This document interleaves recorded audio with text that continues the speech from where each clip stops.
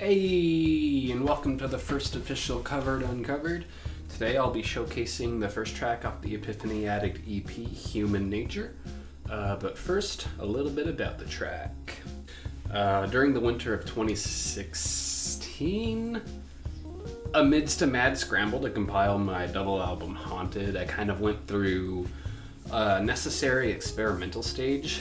The songs on Haunted are fairly straightforward, largely influenced by power pop and punk rock, and with the writing process taking about 6 months and then the upcoming recording process taking even longer, kind of sort of fell into a creative hole and needed to try something new to get myself out of it. So I started writing math rock. Out of about 20 songs, however, I only stuck with about 3 as they just kind of felt forced. The music didn't really flow and I really couldn't find a space for lyrics anywhere in most of them, but Human Nature stuck with me the most out of all of them. As I said in the series introduction, the music is largely influenced by Sonic Youth, but with nods to other artists such as the Jesus Lizard, Lightning Bolt, Extra Life, and even a local artist here in Lincoln, Nebraska called Crustacean Nation, who was essentially my introduction to experimental music and math rock back in high school.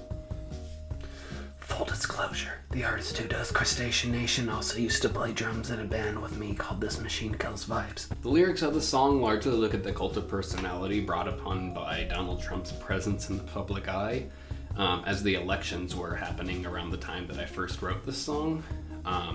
But instead of focusing solely on the side of Trump and his supporters, kind of wanted to talk more about how his id-driven ramblings appealed to that vicious, animalistic part of our character that causes us to lash out, or to simply flaunt the negative parts of ourselves as if it wasn't toxic to other people.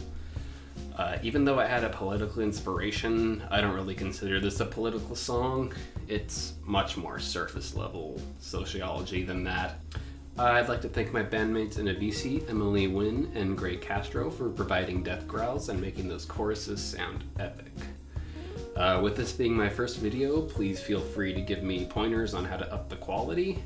Right away, you're going to notice a glaring continuity error.